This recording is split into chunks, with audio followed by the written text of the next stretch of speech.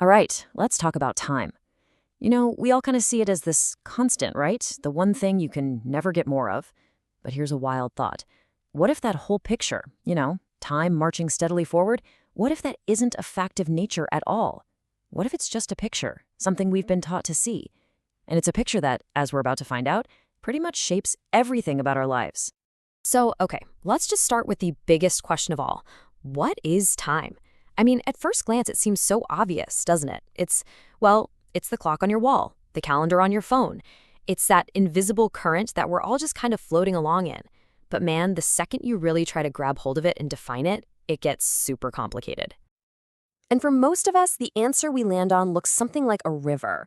You know the picture. Time just flows in one single direction. The past, that's upstream, it's done, it's fixed, you can't change it.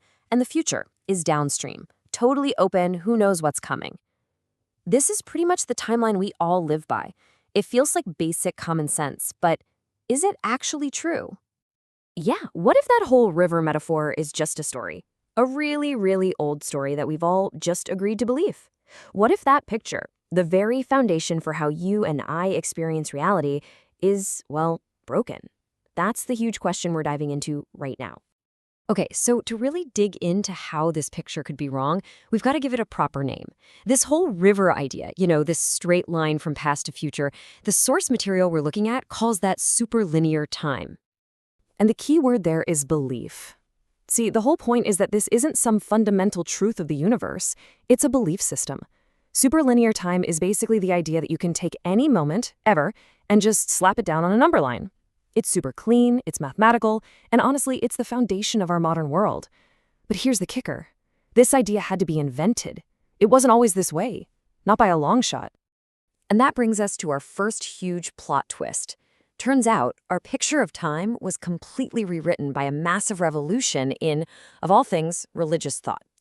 The way we think about the clock didn't just happen by accident. It was deliberately reset. So before we had our straight line, a lot of cultures saw time as a circle or a spiral. It was cyclical. Just think about it. The seasons repeating, or ideas like reincarnation. Life was a wheel, and the goal was to get off the ride. But then, boom, a totally radical new idea comes along. Apocalyptic time. Suddenly, time wasn't a circle anymore. It was a one-way street. A single, epic story with a definite beginning, a middle, and a very, very definitive end. And you've got to understand, this wasn't some minor, abstract philosophical tweak.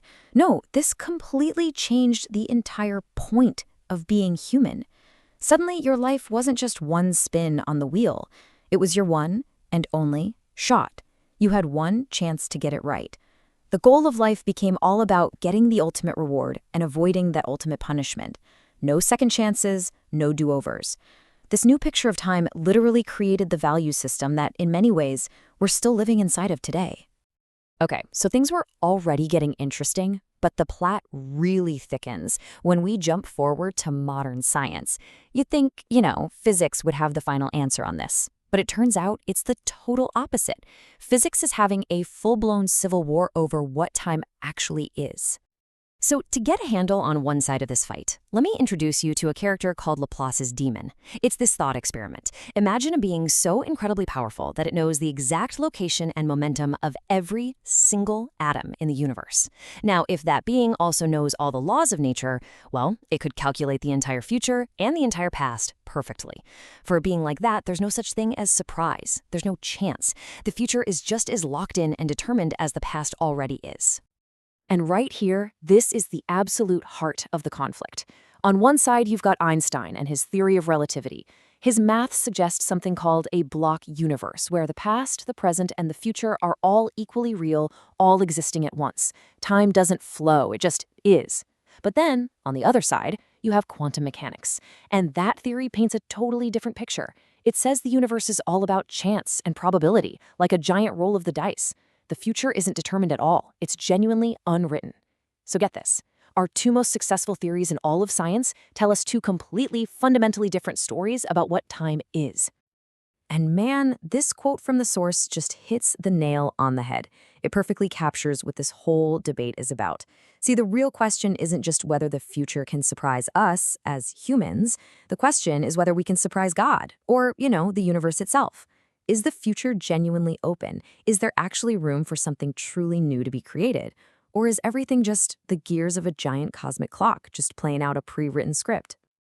All right, so we've seen how this idea of time got a total makeover from religion and how it's now at the center of a huge fight in science. But let's be clear, this is not just some abstract, philosophical coffee shop talk.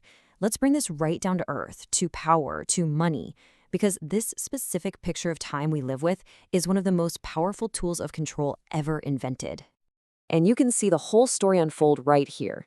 First, the church carves up the day for prayers. That creates a kind of ritual discipline. Then, along comes the mechanical clock, and it enforces that same discipline on everybody, but now it's separate from nature. No more sunrise and sunset, just numbers on a dial. Next, capitalism sees this and goes, hey, I can use that, and that clock discipline gets repurposed for the factory floor. Time is money becomes the new mantra. And the final step?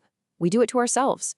We internalize it so deeply that we start reshaping our own human nature to fit the demands of the economic system, valuing efficiency above almost everything else. But this whole system creates this totally fascinating, mind-bending paradox. Think about it. Our whole world, science, business, you name it, is built on this idea of priority. Who is first? Who gets the credit? Who gets the patent? But how can you possibly say who was first in a universe where, according to Einstein's relativity, there's no such thing as a universal now for everyone? Your now and my now could be totally different. And that just leads to this absolutely devastating question. Is our entire system of credit and reward, the way we run our society, fundamentally at odds with the scientific reality that the system itself helped us discover? I mean, that's a massive contradiction sitting right at the heart of our modern world.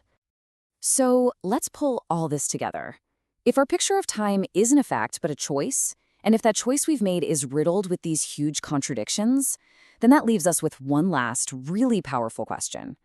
Can we choose a better one? Can we actually paint a new picture of time for ourselves? And that brings us to this final, really important comparison. In the old picture, the one we're living in, life is basically a struggle against the clock. It's this frantic race where the main goal is just to survive, to endure. But what if there's another way to see it? A new picture where the purpose of life isn't just to survive, but to create, where we see ourselves as co-creators, actively building something new and better in a universe that isn't even finished yet. And this right here is the ultimate payoff of that new picture. Because look, in a deterministic, clockwork universe, nothing is ever truly a surprise. It's all just playing out. But in a universe where we step up and become creators, we introduce something genuinely new into the system. We can bring about outcomes that were never written in the stars, never predetermined. In this picture, we as creators can actually surprise God. And so that leaves us with one last and maybe the most important question of all. We've seen that our whole concept of time isn't just there. It's not a fact of nature. It's a picture, a cultural invention we've inherited. And if we can step back far enough to see that we're looking at a picture in a frame, well, that means we also have the power to change what's in the picture. So the question for you, for all of us, is if we get to paint the next one, what should it look like?